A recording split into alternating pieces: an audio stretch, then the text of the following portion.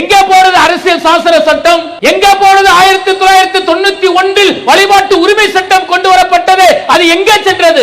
நீதி அரசர்களால் மதிக்கப்படவில்லை, அதிகாரத்தில் உள்ளவர்களால் அது மதிக்கப்படாமல் சென்று விட்டது. இப்படி அடுக்கடுக்காக இஸ்லாமியருடைய பள்ளிவாசல்களை இடிப்பதற்கு ஒரு கூட்டம் இன்றைக்கு தயாராகிவிட்டது. அரசியல் சாசன சட்டம் இன்றைக்கு குப்பையில் தூக்கி எறியப்பட்டு அவர்களுடைய மனசாட்சிக்கு உட்பட்டு பாசிசத்தை விதைப்பதற்கு இன்றைக்கு அவர்கள் தயாராகிவிட்டார்கள் என்று சொன்னால் இஸ்லாமியருடைய உரிமைகள் மெல்ல மெல்ல பறிக்கப்பட்டு வருவதை நீங்கள் பார்ப்பீர்கள். பள்ளிவாசல் கீழே ஆலயங்கள் இருந்தது, சிலைகள் இருந்தது என்று ஒரு கூட்டம் அலைகிறது என்று சொன்னால் 15ஆம் நூற்றாண்டு 16ஆம் நூற்றாண்டில் கட்டப்பட்ட பள்ளிவாசல்கள் இன்றைக்கு போக்குவரத்திற்கு இடையூறாக இருக்கிறது, ஆக்கிரமிப்பில் கட்டப்பட்டு இருக்கிறது என்று அடுக்கடுக்காக பள்ளிவாசல்களை இடித்து தரைமட்டமாக்கக்கூடிய ஒரு பாதகமான நிகழ்வுகள் நடந்து கொண்டிருக்கிறது. ஊபியில பாத்தீங்கன்னா நூர்ஜமா என்கின்ற 18ஆம் நூற்றாண்டில் கட்டப்பட்ட பள்ளி 185 ஆண்டுகள் ஆகிறது. அந்த பள்ளிவாசலில் தொடர்ச்சியாக மக்கள் தொழுது கொண்டிருக்கிறார்கள். இரவோடு இரவாக பொதுப்பணித்துறையை கையில் வைத்துக் கொண்டு அந்த பள்ளிவாசலை இடித்து தரைமட்டமாக்கி இருக்கிறார்கள். சொன்ன காரணம் என்ன தெரியுமா? இது ஆக்கிரமிப்பில் கட்டப்பட்டிருக்கிறது. 180 ஆண்டுகளுக்கு முன்பு அந்த இடம் எப்படி இருக்கும்? அது போக்குவரத்துக்கு இடையூறா இருக்குமா? அடுக்கடுக்கான பொய்களை சொல்லி இந்தியாவில் மட்டும் சுமார் 118 பள்ளிவாசல்கள் தொல்லியல் துறையின் கீழ் இருக்கிறது. சுமார் 118 பள்ளிவாசல்களில் வணக்க வழிபாடுகள் முடக்கப்பட்டிருக்கிறது. அந்த பழமையான கட்டுமான பணிகளை நாங்கள் பாதுகாக்கிறோம் என்கின்ற பெயரில் பள்ளிவாசல்களில் வணக்க வழிபாடுகள் முற்றிலுமாக தடுக்கப்பட்டிருக்கிறது. அவருடைய கட்டுப்பாட்டில் இருக்கக்கூடிய அனைத்து ஆலயங்களிலும் பூஜை நடத்தப்படுகிறது. அவர்களுடைய வணக்க வழிபாடுகள் நடத்துவதற்கு தொல்லியல் துறை அனுமதிக்கிறது. ஆனால் இஸ்லாமியருடைய பள்ளிவாசல்களில் மட்டும் தொழுவதற்கு அனுமதி இல்லை என்கின்ற ஒரு சட்டத்தை வைத்து அவர்களை முடக்குகிறார்கள் என்று சொன்னால் திட்டம் என்ன தெரியுமா? அஸ்ஸலாமு அலைக்கும் வரஹ்மத்துல்லாஹி வபரகாத்துஹு. அன்பிற்கினிய சகோதர சகோதரிகளே, கேள்விக்குறியாக்கப்படும் வழிபாட்டு உரிமைகள் என்கின்ற தலைப்பில் இன்றைக்கு நம்முடைய வணக்க வழிபாடுகள் என்கின்ற அந்த உரிமை எந்த அளவிற்கு பறிக்கப்பட்டிருக்கிறது, ஒரு ஜனநாயக நாட்டில், பன்முக தன்மை கொண்ட ஒரு நாட்டில் எந்த அளவிற்கு இஸ்லாமியர்களுடைய வணக்க வழிபாட்டு உரிமைகள் தடுக்கப்பட்டிருக்கிறது என்பதை இந்த உரையில் நாம் தெரிந்து கொள்ள கடமைப்பட்டிருக்கின்றோம். இஸ்லாமிய மார்க்கத்தை பொறுத்தவரை வணக்க வழிபாடு என்பது ஒவ்வொரு இஸ்லாமியன் மீதும் கடமையாக்கப்பட்ட ஒன்றாக இருக்கிறது. மறுமை நாளில் அவன் விசாரிக்கக்கூடிய அந்த தருணத்தில் அந்த விசாரணையின் முதல் கேள்வியை வணக்க வழிபாடு கொடுத்து இருக்கும் என்பதனால் இந்த பூமியில் வாழக்கூடிய ஒவ்வொரு இஸ்லாமியர்களும் படைத்த இறைவனை குறித்த நேரத்தில் வணக்க வழிபாடு செய்ய வேண்டியது அவர்களுடைய கடமையாக இருக்கிறது. வணக்க வழிபாடுகளோடு இருக்கக்கூடியவர்கள் மறுமையின் இறைவனின் கருணையும் அன்பையும் பெற்று சொர்க்கத்திற்கு செல்லக்கூடியவர்களாக இருக்கின்றார்கள். அந்த அளவிற்கு வணக்க வழிபாடுகளை பற்றி இந்த இஸ்லாமிய மார்க்கம் மிக கடுமையாக நிறைய இடங்களில் வலியுறுத்துவதை நாம் பார்க்கின்றோம். அப்ப வணக்க வழிபாடுகள் என்பது இஸ்லாமியர்களுக்கு மிக முக்கிய கடமைகளில் ஒன்று. அதை ஒவ்வொரு முஸ்லிமும் நிறைவேற்ற வேண்டும். அப்படி நிறைவேற்றுவது ஒவ்வொரு முஸ்லிமின் கடமையாக இருக்கக்கூடிய இந்த தருணத்தில் இந்த நாட்டில் வாழக்கூடிய இஸ்லாமியர்கள் இந்த வணக்க வழிபாடுகளுக்கு இந்திய அரசாங்கம், இந்தியாவில் இருக்கக்கூடிய அரசியல் சாசனம் எந்த அளவிற்கு உரிமைகளை வழங்கியிருக்கிறது, அந்த உரிமைகள் இன்றைக்கு எந்த அளவிற்கு பறிக்கப்பட்டிருக்கிறது என்பதையும் நாம் தெரிந்து கொள்ள வேண்டும். இஸ்லாமியர்களுக்கு வணக்க வழிபாடுகள் மிக மிக அவசியமான ஒன்று. அந்த வணக்க வழிபாடுகள் குறித்து ஒவ்வொரு இஸ்லாமியனும் கவலைப்பட்டுக் கொண்டிருக்கின்றான். அந்த வணக்க வழிபாடுகளை நிறைவேற்றுவதற்கு இறை இல்லங்களை தேடி சென்று கொண்டிருக்கின்றான். அவனுக்குரிய அந்த உரிமைகள் வழங்கப்பட வேண்டும் என்கின்ற ஒரு உயரிய நோக்கத்தோடு இந்தியாவுடைய அரசியல் சாசன சட்டம் டாக்டர் அம்பேத்கர் அவர்கள் தலைமையில் உருவாக்கப்படும் பொழுது இஸ்லாமியர்களுடைய உணர்வுகளை புரிந்து கொள்ள வேண்டும், அவர்களுடைய மார்க்கம் என்ன சொல்கிறது என்பதை தெரிந்து கொள்ள வேண்டும் என்பதற்காக அந்த அரசியல் சாசன சட்டத்தை உருவாக்கும் பொழுது அதில் இஸ்லாமியர்களும் இடம்பெற வேண்டும் என்பதை வலியுறுத்தப்பட்டு அந்த அரசியல் சாசன சட்டம் உருவாக்கப்பட்ட குழுவில் இஸ்லாமியர்களும் இடம்பெற்றிருந்தார்கள். என்ன காரணம் என்று சொன்னால், இஸ்லாமியர்களுடைய அந்த மார்க்க கோட்பாடுகள் என்ன சொல்கிறது, அந்த கோட்பாடுகளுக்கு ஏற்ப சாசனம் உருவாக்கப்பட வேண்டும் என்கின்ற நோக்கத்தில் அந்த அரசியல் சாசன சட்டம் உருவாக்கப்பட்டது. அந்த அரசியல் சாசன சட்டத்தில் 25வது பிரிவு என்ன சொல்கிறது என்றால், இந்தியாவில் இருக்கக்கூடிய அனைத்து மதத்தினரும் அவர்கள் சுதந்திரமாக வணக்க வழிபாடுகள் செய்வதற்கு, அவர்களுடைய மார்க்க கொள்கையை பின்பற்றுவதற்கு, அவர்கள் ஒரு மதத்தை பின்பற்றுவதற்கு, பின்பற்றக்கூடிய மதத்தை பிறருக்கு பிரச்சாரம் செய்வதற்கு அனைத்து உரிமைகளும் உண்டு என்ற அந்த அரசியல் சாசன சட்ட பிரிவு 25 தெள்ள தெளிவாக சொல்கிறது.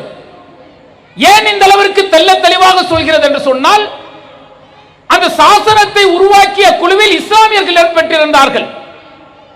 இஸ்லாமியருடைய கடமைகள் என்ன? பன்முகத்தன்மை கொண்ட இந்த நாட்டில் இஸ்லாமியர்களுடைய உரிமைகள் பாதுகாக்கப்பட வேண்டும், அவர்களுடைய மத கோட்பாடுகள் அவர்களுக்கு முழுமையாக பின்பற்றக்கூடிய அந்த வழிமுறைகளை கொடுக்க வேண்டும் என்பதற்காக பல்வேறு ஆய்வுகளுக்கு பிறகு, பல்வேறு ஆலோசனைகளுக்கு பிறகு இந்த அரசியல் சாசனம் என்பது உருவாக்கப்பட்டது. அந்த சாசனம் சொல்கிறது, இந்த இந்தியாவில் ஒருவன் உயிரோடு வாழ்வதற்கு, அவன் எந்த மதத்தை வேண்டுமானாலும் பின்பற்றுவதற்கு, பின்பற்றிய மதத்தை பிறருக்கு பிரச்சாரம் செய்வதற்கு அனைத்து உரிமைகளும் கொடுக்கப்பட்டிருக்கிறது. இது கெஞ்சி பெறுவதற்கோ கேட்டு பெறுவதற்கோ அல்ல, இது அரசியல் சாசனம் கொடுத்திருக்கக்கூடிய உரிமை என்று சொல்கிறது. அப்ப அரசியல் சாசனம் என்ன சொல்கிறது என்று சொன்னால், இந்தியாவில் இருக்கக்கூடிய அனைத்து சிறுபான்மை மக்களும் அவர்களுடைய உரிமையை, அவர்களுடைய மத கோட்பாடை சுதந்திரமாக பின்பற்றுவதற்கு உரிமை உண்டு என்று சாசனம் சொல்கிறது. அந்த சாசனத்தின் அடிப்படையில் தான் இந்தியாவில் இருக்கக்கூடிய அனைத்து அரசியல் கட்சிகளும், அனைத்து அதிகாரத்தில் படைத்தவர்களும் செயல்பட வேண்டும் என்று சொல்கிறது. அனைத்து நீதிமன்றங்களும் அந்த சாசனத்துக்கு உட்பட்ட தீர்ப்புகளை வழங்க வேண்டும் என்று சொல்கிறது. அப்ப அரசியல் சாசனம் என்பது மதிக்கப்பட வேண்டும், அரசியல் சாசனங்களுக்கு உயிரோட்டம் கொடுக்கப்பட வேண்டும், அதை நாட்டில் இருக்கக்கூடிய அதிகாரத்தில் உள்ளவர்களும், நாட்டில் இருக்கக்கூடிய நீதி அரசர்களும் அதை பின்பற்ற வேண்டும் என கடுமையான உத்தரவுகளை அந்த சாசனம் சொல்கிறது. யாருக்கும் தனிமனித சுதந்திரத்தை பறிப்பதற்கு உரிமை இல்லை, அவர்கள் அவர்களுடைய கோட்பாடுகள் படி வாழ வேண்டும் என்கின்ற சொல்கின்ற அரசியல் சாசனம் இன்றைக்கு எள்ளி நகையாடக்கூடிய அளவிற்கு, இன்றைக்கு அரசியல் சாசன சட்டம் தூக்கி எறியக்கூடிய அளவிற்கு, இன்றைக்கு பல்வேறு விஷயங்களில் மத கோட்பாடுகளுக்கு அப்பால், மத கோட்பாடுகளெல்லாம் தூக்கி எறிந்துவிட்டு மத கோட்பாடுகளுக்கு கொடுக்கப்பட்ட சலுகை எல்லாம் பறிக்கக்கூடிய அளவில் இன்றைக்கு அதிகாரத்தில் இருப்பவர்களும், இன்றைக்கு நீதித்துறையில் இருப்பவர்களும் செயல்படுவது மிகப்பெரிய வேதனை தரக்கூடிய நிகழ்வாக பார்க்கப்படுகிறது. ஒரு சட்டம் சொல்லப்பட வேண்டும், ஒரு சட்டம் நீதிமன்றத்தில் விவாதிக்கப்பட வேண்டும், தீர்ப்புகள் சொல்லப்பட வேண்டும் என்று சொன்னால் அரசியல் சாசனம் மேற்கோள் காட்டப்பட வேண்டும். சட்ட புத்தகத்தில் என்ன சொல்லப்பட்டிருக்கிறதோ அதன் மேற்படியில் தீர்ப்புகள் வழங்கப்பட வேண்டும். ஆனால் நடக்கக்கூடிய நிகழ்வுகளை நீங்கள் சிந்தித்து பாருங்கள். நடக்கக்கூடிய நிகழ்வுகள் அரசியல் சாசனத்தை மேற்கோள் காட்டி அல்லது நீதிமன்ற நீதியின்படி, நீதிகளை பற்றி வரையறுக்கப்பட்டிருக்கக்கூடிய அந்த சட்டத்தின்படி தீர்ப்புகள் வழங்கப்படுகிறதா என்றால் இல்லை என்பதுதான் யதார்த்தமான உண்மை. நீங்கள் பாபர் மசூதியை எடுத்துக்கொண்டீர்கள் என்று சொன்னால் 850 சாட்சிகள், 20 ஆண்டுகளுக்கு மேல் வழக்கு நடத்தப்பட்டது, 7000க்கும் மேற்பட்ட ஆவணங்கள் சமர்ப்பிக்கப்பட்டது. ஆனால் 16ஆம் நூற்றாண்டில் கட்டப்பட்ட பள்ளிவாசல்களை இடித்தவர்கள் குற்றவாளி இல்லை என தீர்ப்பு வழங்கப்படுகிறது. நடக்கிறது என்று சொன்னால் எங்கே அரசியல் சாசனம் மதிக்கப்படுகிறது, எங்கே நீதி வழங்கப்படுகிறது? சுமார் 540 ஆண்டுகள் இருந்த பள்ளிவாசல் தரைமாட்டமாக்கப்படுகிறது. வணக்க வழிபாடுகள் செய்த இஸ்லாமியர்கள் உரிமை பறிக்கப்பட்டு இருக்கிறது. ஆனால் பாதிக்கப்பட்டவர்களுக்கு நிலம் கிடையாது. மனசாட்சிக்கு உட்பட்டு தீர்ப்புகள் வழங்கப்படும் என்று இன்றைக்கு அரசியல் சாசன சட்டமும் நீதியும் ஓர வைக்கப்பட்டு மனசாட்சிப்படி தீர்ப்புகள் வழங்கப்படுகிறது என்றால் இன்றைக்கு உரிமைகள் பறிக்கப்பட்டிருக்கிறது. இஸ்லாமியருடைய வணக்க வழிபாடுகள் உரிமைகள் மெல்ல மெல்ல பறிக்கப்பட்டிருக்கிறது. பாபர் மசூதியை இழந்தோம். ஒவ்வொரு இஸ்லாமியர்களும் மிக கடுமையான வேதனைக்கு உள்ளாக்கப்பட்டார்கள். இறை இல்லத்தை இடித்தார்கள். இறை இல்லத்தை இடித்தவர்கள் தண்டனை அற்றவர்கள் என சொல்லப்பட்டார்கள். கடுமையான வேதனைக்கு உள்ளாக்கப்பட்டார்கள். அப்போது ஒரு ஆறுதல் இருந்தது. பரவாயில்லை, இந்த பிரச்சனைக்கு பிறகு இந்தியா அமைதியான நாடாக திரும்பிவிடும், அதற்கு ஒரு சட்டம் நமக்கு வழிவகுக்கிறது என்கின்ற ஒரு ஆறுதல் இருந்தது. 1990 பள்ளிவாசல் இடிக்கப்படுகிறது. 1991 ஆண்டு நரசிம்மராவ் அவர்கள் பிரதமராக இருந்த பொழுது 1991 வழிபாட்டு பாதுகாப்பு சட்டம் நிறைவேற்றப்படுகிறது. இது யாரால் நிறைவேற்றப்படுகிறது? ஒரு நபர்கள், இரண்டு நபர்கள் அல்ல. இந்தியாவில் இருக்கக்கூடிய அனைத்து மக்களும் வாக்களித்து தேர்வு செய்யப்பட்ட நாடாளுமன்ற உறுப்பினர்களால் நாடாளுமன்றத்தில் சட்டம் உருவாக்கப்பட்டு அந்த சட்டம் அங்கு நிறைவேற்றப்படுகிறது. என்ன சட்டம்? 1947 ஆகஸ்ட் 15.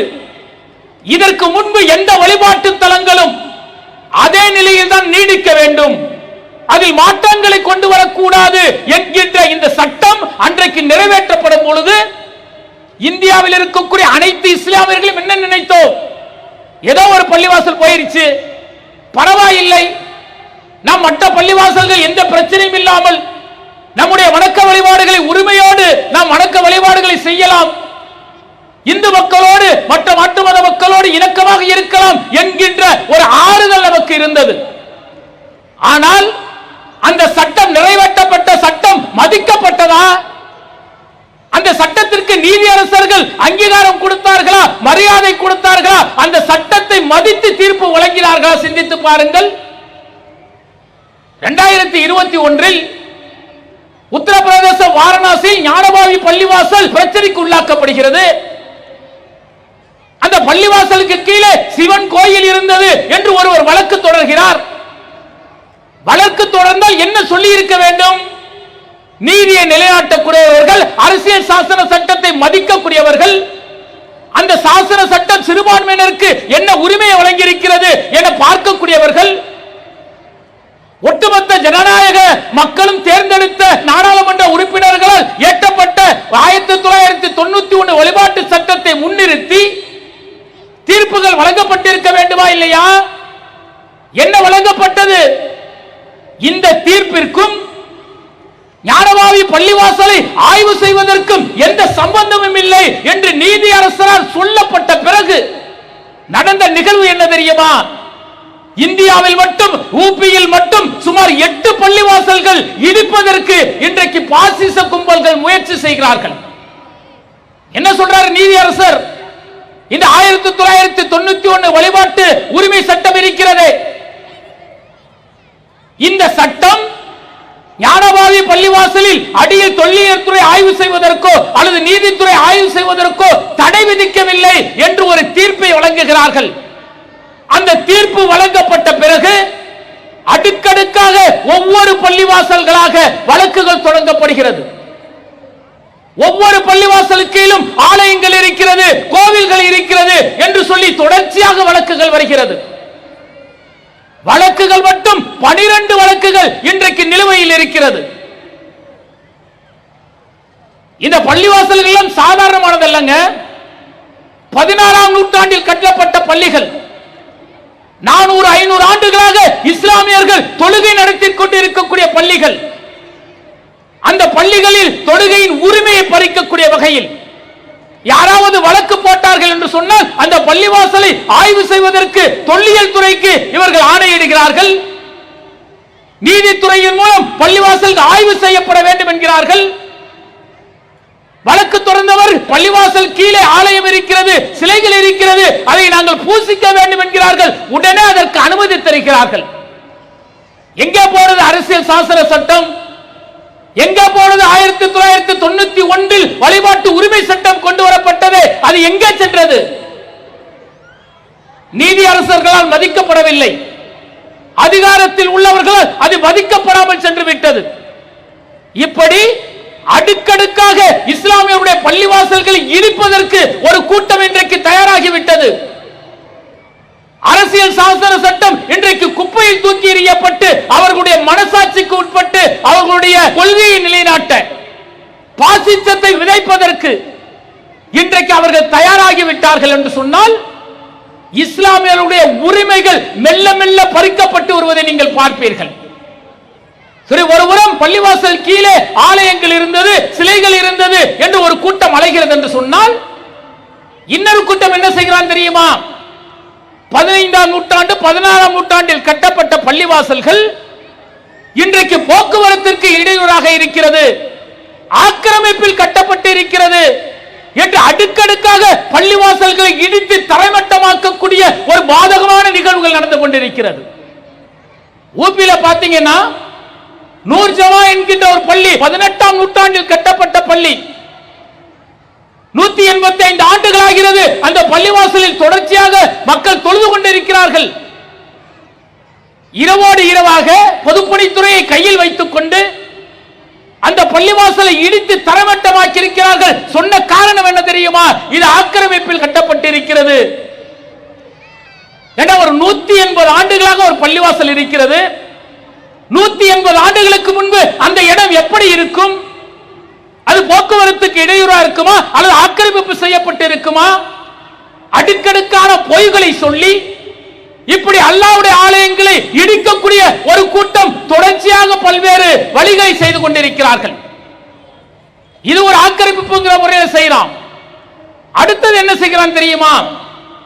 தொல்லியல் துறையை வைத்துக் கொண்டு இஸ்லாமியருடைய ஆலயங்களை முடக்கக்கூடிய ஒரு பணியை இன்றைக்கு பாசிசம் செய்து கொண்டிருக்கிறது. இந்தியாவில் மட்டும் சுமார் 118 பள்ளிவாசல்கள் தொல்லியல் துறையின் கீழ் இருக்கிறது. இதில் நீங்க ஹைதராபாத்தில் நிஜாம் இருக்கிறாரே, அவர் கட்டுப்பாட்டில் இருந்த பள்ளிவாசல்களை தவிர சுமார் 118 பள்ளிவாசல்களில் வணக்க வழிபாடுகள் முடக்கப்பட்டிருக்கிறது. நாங்கள் தொல்லியல் துறை கையில் வைத்திருக்கின்றோம், அந்த பழமையான கட்டுமான பணிகளை நாங்கள் பாதுகாக்கிறோம் என்கின்ற பெயரில் பள்ளிவாசல்களில் வணக்க வழிபாடுகள் முற்றிலுமாக தடுக்கப்பட்டிருக்கிறது. தொல்லியல் துறையை போய் இஸ்லாமியர்கள் கோரிக்கை வைக்கிறார்கள். இஸ்லாமியர்கள் நாங்கள் எங்களுக்கான பள்ளிவாசல் நாங்கள் வணங்குவதற்கு வழிவிடுங்கள், எங்களுக்கு அதுக்கான அதிகாரம் இருக்கிறது, அதை செய்து கொடுங்கள் என்று கேட்கும் பொழுது நாங்கள் கொடுக்க மாட்டோம், நாங்கள் அதை பாதுகாக்கிறோம் என்கின்ற பெயரில் இன்றைக்கு தொல்லியல் துறை 118 பள்ளிவாசல்களை தன்னுடைய கட்டுப்பாட்டில் வைத்துக் கொண்டு இஸ்லாமியர்களுடைய வணக்க உரிமைகளை பறித்துக் கொண்டிருக்கிறது. சரி, அப்படிதான் பறிக்கிறான்ல, அதுபோலத்தான் மற்ற மதங்களுடைய ஆலயங்களுக்கு செய்கின்றானா? தேவாலயங்களுக்கோ கோயில்களுக்கோ அப்படி செய்கிறானா என்று சொன்னால் அவருடைய கட்டுப்பாட்டில் இருக்கக்கூடிய அனைத்து ஆலயங்களிலும் பூஜை நடத்தப்படுகிறது. அவர்களுடைய வணக்க வழிபாடுகள் நடத்துவதற்கு தொல்லியல் துறை அனுமதிக்கிறது. ஆனால் இஸ்லாமியருடைய பள்ளிவாசல்களில் மட்டும் தொழுவதற்கு அனுமதி இல்லை என்கின்ற ஒரு சட்டத்தை வைத்து அவர்களை முடக்குகிறார்கள் என்று சொன்னால் திட்டம் என்ன தெரியுமா? தௌலதாபாத் என்கின்ற இடத்தில் தொல்லியல் துறை கட்டுப்பாட்டில் பள்ளிவாசல் இருக்கிறது. சுமார் 150 ஆண்டுகால பழமையான பள்ளி. அந்த பள்ளிவாசலின் மெம்பர் படியில் ஒரு சிலையை வைத்து விட்டு வந்த பிறகு என்ன சென்றார்கள் தெரியுமா? இது பாரத மாதா கோவில் என்று சொன்னார்கள். அது இன்றைக்கு தொல்லியல் துறை கட்டுப்பாட்டில் இருக்கக்கூடிய ஒரு பள்ளிவாசல் கோயிலாக மாற்றப்படுகிறது என்றால் இஸ்லாமியருடைய உரிமைகளை மெல்ல மெல்ல பறிப்பதற்கு இன்றைக்கு பாசிசம் தயாராகிவிட்டது. வணக்க வழிபாடுகள் செய்வதற்கு இஸ்லாமியர்கள் கொடுக்கப்பட்டிருந்த அந்த அரசியல் சாசன உரிமைகள் முற்றிலுமாக பறிக்கப்படுகிறது. எத்தனை எத்தனை கொடுமைகள்! கொஞ்ச நெஞ்சமாக கொடுமை செய்யறான். இஸ்லாமுடைய ஆலயங்களை முற்றிலுமாக தரைமட்டமாக்குவதற்கு சுமார் 12,000 பள்ளிவாசல்களை இஸ்லாமியர்கள் இழந்திருக்கிறார்கள் என்று ஒரு புள்ளிவிவரம் சொல்கிறது. 1947க்கு பிறகு டெல்லி கலவரத்திலும், ஹைதராபாத் கலவரத்திலும், குஜராத்தில் நடந்த கலவரத்திலும் பல நூற்றுக்கணக்கான பள்ளிவாசல்கள் தரைமட்டமாக்கப்பட்டிருக்கிறது. அந்த இடம் இன்றைக்கு பள்ளிவாசல்கள் இல்லாமல் தரையாக கிடைக்கிறது என்று ஒரு புள்ளிவிவரம் சொல்கிறது. ஹைதராபாத்தை சேர்ந்த உமர் காலித் என்கின்ற ஒரு சகோதரர் ஒரு ஆங்கில புத்தகத்தை எழுதியிருக்கின்றார். அந்த புத்தகத்தில் சொல்கின்றார், இந்தியாவில் இதுவரை 12,000 பள்ளிவாசல்கள் தரைமட்டமாக்கப்பட்டிருக்கிறது. இஸ்லாமியுடைய உரிமைகள் முற்றிலுமாக பறிக்கப்பட்டிருக்கிறது என்கின்ற தகவலை சொல்கின்றார். மத்திய பிரதேசத்தில் நூற்றுக்கணக்கான பள்ளிவாசல், ராஜஸ்தானிலும், சண்டிகரிலும், பஞ்சாபிலும் பல பள்ளிவாசல்கள் தரைமட்டமாக்கப்பட்டிருக்கிறது. குஜராத்தில் கலவரத்தின் போது பள்ளிவாசல்களை தரைமட்டமாக்கினார்கள். இஸ்லாமிய உரிமைகள் பறிக்கப்பட்டிருக்கிறது. ஒரு அரசியல் சாசனம் சொன்ன அந்த உரிமைகள் முற்றிலுமாக தடுக்கப்பட்டிருக்கிறது என்கின்ற தகவலை சொல்லுகின்றார். எவ்வளவு பெரிய கொடுமை இது! அடுக்கடுக்கான காரணங்களை இவர் சொல்லிக் கொண்டே இருக்கிறார்கள். என்ன சொல்கிறார்கள்? இந்துக்களின் ஆலயங்களை இடித்துத்தான் இஸ்லாமியர்கள், இஸ்லாமிய முகலாய மன்னர்கள் கோவிலை கட்டினார்கள் என்று அபத்தமான ஒரு பொய்யை பதிவு செய்து கொண்டிருக்கிறார்கள். வரலாற்று ஆசிரியர் வாரி என்கின்ற ஒருவர் சொல்கின்றார், 2015ஆம் ஆண்டு இந்த கோயில்கள் எப்படி பள்ளிவாசலுக்கு கீழே வந்தது என்பதற்கான சான்றை நீதிமன்றத்தில் பதிவு செய்திருக்கின்றார். என்ன சொல்றார் தெரியுமா? இந்த பள்ளிவாசலுக்கு சில தடயங்களை இன்றைக்கு எடுக்கிறார்களே, இது முகலாய மன்னர்கள் இடித்து கட்டியதல்ல. அன்றைக்கு ராஜேந்திர சோழன் இங்கு இருந்தான் என்று சொன்னால் அவன் டெல்லி வரை படையெடுத்து சென்றான். அதுபோல ஒவ்வொரு நாட்டு மன்னனும் ஒவ்வொரு நாட்டுக்கு வரும் பொழுது அவருடைய வெற்றியை பறைசாற்றக்கூடிய வகையில் அங்கு இருக்கக்கூடிய புராதன சின்னங்களை இடித்துவிட்டு அவனுடைய நினைவிடங்களை கட்டுவது, அந்த புராதன சின்னங்களை அழிப்பது அவர்களுடைய வழக்கமாக இருந்தது. இதுதான் வரலாற்று உண்மை. அப்படிப்பட்ட இடங்களில் முகலாய அரசர்கள் பின்னர் வந்த பிறகு அவர்கள் பள்ளிவாசலை கட்டினார்கள். இதை வைத்துக் கொண்டு இஸ்லாமியர்கள் இடித்தார்கள் என்ற ஒரு அபண்டமான பொய்யை இன்றைக்கு பாசிசம் மக்களிடத்தில் விதைத்துக் கொண்டிருக்கிறது என்று சொல்கின்றார்கள். இது மட்டுமல்லவா, இஸ்லாமியர்கள் வந்தார்கள் ஆட்சிக்கு வந்த பிறகு நாடெங்கும் பள்ளிவாசலை கட்டினார்கள். அந்த பள்ளிவாசலை கட்டுவதற்கு அந்த சிற்பிகளை பயன்படுத்தினார்களே, அந்த சிற்பிகள் இந்திய கலை நுணுக்கத்தை கற்றுக்கொண்டவர்கள். அவர்கள் அந்த கலை நுணுக்கத்தின்படி பள்ளிவாசலை கட்டினார்கள். அந்த கலை நுணுக்கத்தை இந்திய கலை நுணுக்கத்தோடு ஒப்பிட்டு இது இஸ்லாமியர்களுடைய பள்ளிவாசல் அல்ல, எங்களுடைய ஆலயம் இருந்தது என்று ஒரு கூட்டம் இன்றைக்கு விசனத்தரமான கருத்துக்களை பதிவு செய்கிறார்கள் என்று அவர் சொல்கின்றார். எப்படிப்பட்ட அபண்டமான பொய்யை சொல்லி மக்களிடத்தில் அரசியல் ஆதாயம் தேடுவதற்கு, அதிகாரத்திற்கு வருவதற்கு, இணக்கமாக இருந்த மக்களிடத்தில் ஒரு பிரிவினையை உண்டாக்கக்கூடிய இந்த பாசிசத்தை மக்களிடத்தில் முகத்தை தோலுரிக்க வேண்டிய பணியை நாம் செய்ய வேண்டும். இஸ்லாமியர்களும் இந்துக்களையும் விரோதிகளும் காட்டுறாங்க. நீங்க முகலாயர்களுடைய அந்த வரலாற்றை படித்து பாருங்கள். ஏராளமான கோயில்களுக்கு நிலத்தை வழங்கக்கூடிய முகலாய மன்னர்கள் வரலாறு ஏராளமானது. பல கோவில்களுக்கு முகலாய மன்னர்கள் நிலத்தை கொடுத்திருக்கிறார்கள், தர்மத்தை வழங்கியிருக்கிறார்கள், நன்கொடையை வழங்கியிருக்கிறார்கள். அடுக்கடுக்கான ஆதாரங்கள் இன்றைக்கு நீதிமன்றத்தில் இருந்த பொழுதும் பாசிச சிந்தனை கொண்ட சிலர் என்ன செய்கிறார்கள் என்று சொன்னால், இது ஆலயங்கள் இடிக்கப்பட்டுத்தான் பள்ளிவாசல் கட்டப்பட்டது என்கின்ற ஒரு விசமத்தனமான கருத்தை பதிவு செய்வதை என்றும் பார்க்கின்றோம். நீங்க ரொம்ப எட்டி போவானாங்க.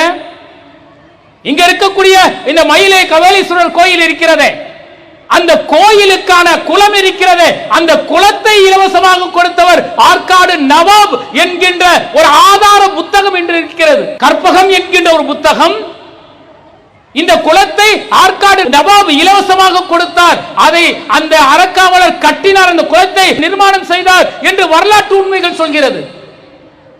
இந்த அளவிற்கு இஸ்லாமியர்கள் மத நல்லிணக்கத்தை அவர்களோடு இணக்கமாக இருப்பதற்கு ஆட்சி அதிகாரத்தில் இருக்கும் போது பிற மதத்திற்கான உரிமையை வழங்கி இருக்கிறதை இன்றைக்கு வரலாறுகள் சொல்லிக் கொண்டிருக்கிறது.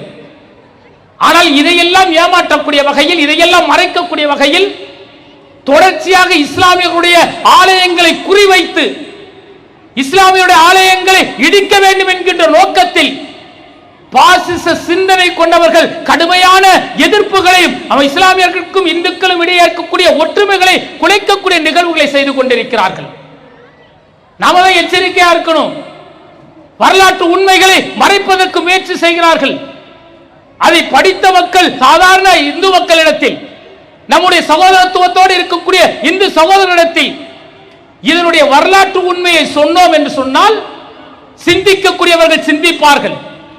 அரசியல் சாசன சட்டம் இஸ்லாமியர்களுக்கு வழங்கியிருக்கக்கூடிய, சிறுபான்மையினருக்கு வழங்கியிருக்கக்கூடிய உரிமையை இந்த பாசிசம் முற்றிலுமாக பறிக்கிறது என்பதை அவர்கள் உணர்வார்கள். கொண்டு வரப்பட்ட சட்டத்தை மதிக்காமல் இன்றைக்கு நீதி வழங்கப்படுகிறது என்பதை உணர்வார்கள்.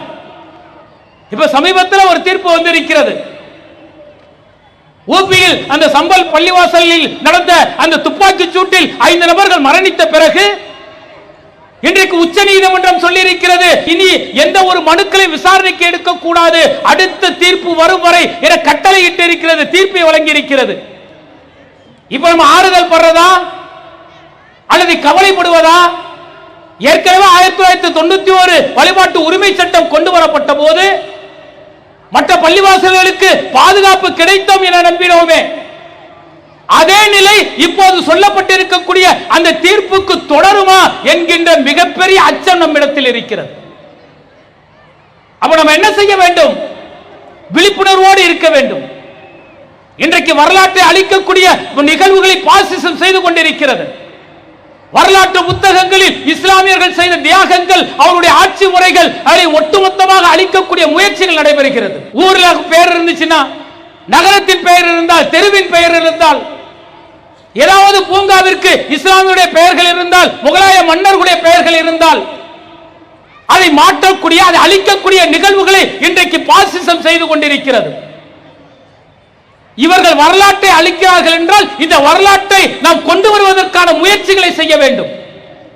எந்த வரலாறுகள் எல்லாம் அழிக்கப்படுகிறதோ அந்த வரலாறுகளை எல்லாம் மக்களிடத்தில் கொண்டு செல்லக்கூடிய பணியை ஒவ்வொரு இஸ்லாமியர்களும் செய்ய வேண்டும். நாமெல்லாம் பாட புத்தகத்தில் படித்திருப்போம், பாபர் செய்த ஆட்சி, அக்பர் செய்த ஆட்சி, ஜஹாங்கீர் செய்த ஆட்சிகள், பல ஆட்சிகளை நம்ம படித்திருப்போமே. முகலாய மன்னர்கள் வந்த பிறகு இந்த நகரம் எப்படி வெளிச்சி பெற்றது என வரலாற்று உண்மைகள் சொல்லுவே. அந்த வரலாறுகளை இன்றைக்கு குழந்தைகள் படிக்கிறதா? சிந்தித்து பாருங்கள். வரலாற்று புத்தகத்தை புரட்டி பாருங்கள். எல்லாம் ஒட்டுமொத்தமாக மாற்றப்பட்டு விட்டது. அந்த வரலாற்று உண்மைகளை நாம் எடுத்து மற்ற மக்களுக்கு கொண்டு செல்லக்கூடிய வகையில் அந்த பணியை செய்ய வேண்டியது ஒவ்வொரு மக்களுக்கும் உரிமை உள்ள கடமையாக இருக்கிறது. அது ஒவ்வொரு இஸ்லாமியர்களும் செய்ய வேண்டும். அடுத்ததாக, இன்றைக்கு இஸ்லாமியுடைய எண்ணிக்கை கணிசமாக அதிகரித்து வருகிறது. ஒட்டுமொத்த மக்கள் தொகையும் அதிகரித்து வருகிறது. மக்கள் தொகை அதிகரிப்பதற்கேற்ப இறை இல்லங்கள் உருவாக வேண்டும் என்பது கட்டாயம். 100 நபர்கள் இருந்த இடத்தில் இன்றைக்கு 1000 நபர்கள், 10,000 நபர்கள் வந்துவிட்டால் அவர்கள் உரிமைப்படி வணக்க வழிபாடுகள் செய்வதற்கு ஆலயங்களோ தேவாலயங்களோ அவர்களுடைய பள்ளிவாசல்களோ தேவைப்படும். அந்த பள்ளிவாசல்களை அமைப்பதற்கு அரசாங்கம் மிக கடுமையான, மிக எளிமையான வழிகாட்டுதலை கொண்டு வர வேண்டும். யாரோ ஒருவர் எதிர்க்கிறார் என்பதற்காக அந்த பள்ளிவாசலை கட்டவிடாமல் தடுப்பது, அது இஸ்லாமியருடைய வணக்க வழிபாடு உரிமைகளை பறிப்பதற்கு சமமாக இருக்கிறது. அப்ப மக்கள் தொகை எண்ணிக்கைக்கேற்ப பள்ளிவாசல்கள் வர வேண்டும். அந்த பள்ளிவாசல்கள் மிக எளிமையாக அவர்களுக்கு அங்கீகாரம் கிடைக்கக்கூடிய அந்த அங்கீகாரத்தை தமிழக அரசாங்கம் கொடுக்கப்பட வேண்டும். பாசிச சிந்தனை கொண்டவர்கள் அந்த வழியை கையில் எடுத்தார்கள் என்று சொன்னால் அவர்களுக்கு சட்ட ரீதியாக, அரசியல் சாசனம் சொல்லக்கூடிய வழிமுறையில், நீதி ரீதியாக அவர்களுக்கு பதில் சொல்லி அவர்களை ஒடுக்க வேண்டிய கடமை தமிழக அரசுக்கு இருக்கிறது. இப்படி தமிழகத்தில் பாத்தீங்கன்னா ஒரு சில இடங்களில் சில பாசிச சிந்தனை கொண்டவர்கள் பள்ளிவாசல் கட்டுவதற்கு எதிர்ப்பு தெரிவிக்கும் பொழுது அதிகாரத்தில் இருப்பவர்கள், அதிகாரிகள் அதை கட்டவிடாமல் முற்றிலுமாக தடுக்கக்கூடிய நிகழ்வுகள் இருக்கிறது. நீங்க திருச்சியில பார்த்தாலும் சரி, சென்னை கோயம்பேடில் பார்த்தாலும் சரி, தமிழகத்தில் பல்வேறு இடங்களில் யாரோ இருவர் கடுமையாக எதிர்ப்பு தெரிவித்து விட்டார்கள் என்பதற்காக பள்ளிவாசலை கட்டவிடாமல் தடுக்கக்கூடிய பணியை செய்து கொண்டிருக்கிறார்கள். அப்ப தமிழக அரசு இது போன்ற நிலை வரும் பொழுது கடுமையான நடவடிக்கை எடுத்து அந்த மக்களுக்கு உள்ள அந்த உரிமையை, அரசியல் சாசன சட்டம் வழங்கி இருக்கக்கூடிய அந்த வணக்க வழிபாடுகள் உரிமையை அவர்கள் பெறக்கூடிய வகையில் திருத்தங்கள் செய்ய வேண்டும், சட்டத்தை மிக கடுமையாக்க வேண்டும் என்பதையும் இந்த நேரத்தில் நாங்கள் கேட்டுக்கொள்கின்றோம். இவர்கள் எத்தனை பள்ளிவாசல்கள் இடித்தாலும் சரி, அடுக்கடுக்காக அல்லாஹ்வுடைய ஆலயங்கள் இடித்தாலும் சரி, நாங்கள் கலங்க மாட்டோம். இந்த பூமி எங்கும் வணக்க வழிபாடு செய்வதற்கு படைத்த இறைவன் எங்களுக்கு அனுமதி அளித்திருக்கின்றான். நீ ஒவ்வொரு முறையும் பள்ளிவாசலை இடிக்கும் பொழுது, பள்ளிவாசல் மேல் வழக்குகளை தொடுக்கும் பொழுது, அது லட்சோப லட்ச மக்களின் பார்வைக்கு செல்கிறது. அந்த பார்வை இஸ்லாத்தை பற்றி தெரிந்து கொள்வதற்கு வழிவகுக்கிறது. அதன் மூலம் லட்சோப லட்ச மக்கள் இஸ்லாத்தை நோக்கி வந்து கொண்டிருக்கிறார்கள். இதுதான் யதார்த்தமான உண்மை.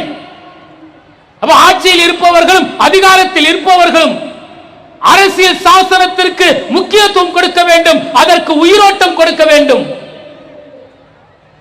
நீதி சொல்வதற்கு முன்பு அந்த நீதி நீதியாக இருக்க வேண்டும். அதை நீதி ஏற்றுக்கொள்ளக்கூடிய மக்களுக்கு அது சரியானதாக இருக்க வேண்டும். அப்படிப்பட்ட நீதியை நீதி அரசர்கள் சொல்ல வேண்டும் என்பதையும் இந்த நேரத்தில் நாங்கள் கேட்டுக்கொள்கின்றோம். இந்த பாதிப்புகள், துயரங்கள், துன்பங்கள் எங்களை கஷ்டப்படுத்துகிறது, வேதனைப்படுத்துகிறது. எவ்வளவு துயரங்கள் வந்தாலும் துன்பங்கள் வந்தாலும் படைத்த ரப்பை மட்டுமே வணங்கக்கூடிய முஸ்லிமாக நாங்கள் இருக்கின்றோம். அப்படி படைத்த ரப்பை மட்டுமே வணங்கக்கூடிய, இறைவனை மட்டுமே வணங்கக்கூடிய முஸ்லிமாக நாங்கள் இருக்கும் பொழுது எங்களுக்கு இறைவன் என்ன செய்கின்றான் தெரியுமா? ஒரு சிறப்பு வானவரை அனுப்புகின்றான். அவர்கள் வந்து சொல்கிறார்கள், அல்லாஹ் தகாஃபு வலா தஹசனு, நீங்கள் அச்சப்படாதீர்கள், கவலைப்படாதீர்கள், உங்களுக்கு வாக்களிக்கப்பட்ட சோனம் கொடுக்கப்பட்ட தீரும் என்று சொல்கிறார்கள். அப்ப நாங்கள் கவலைப்பட மாட்டோம். படைத்த ரப்பை மட்டுமே வணங்கக்கூடிய முஸ்லிமாக இருந்து எங்களுக்கு ஏக இறைவன் காட்டி தந்த அந்த மார்க்க சிந்தனையோடு எங்களுடைய வாழ்வு பயணிக்கும். அதில் எவ்வளவு துயரங்கள் வந்தாலும் துன்பங்கள் வந்தாலும் பொருந்து கொண்டு எங்களுடைய வணக்க வழிபாடுகளை நாங்கள் இறுதி மூச்சு வரை தொடர்வோம் என்று கூறி என்னுடைய உரையை நிறைவு செய்கின்றேன். வாஹிதுவனா அல்ஹம்துலில்லாஹி ரப்பில் ஆலமீன். அஸ்ஸலாமு அலைக்கும் வரஹ்மத்துல்லாஹி வபரகாத்துஹு. இஸ்லாம் மற்றும் சமுதாய செய்திகளை அறிந்து கொள்ள தமிழ்நாடு தௌஹீத் ஜமாஅத் யூடியூப் பக்கத்தை உடனடியாக சப்ஸ்கிரைப் செய்து கொள்ளுங்கள். மேலும் பெல் பட்டனையும் கிளிக் செய்து கொள்ளுங்கள்.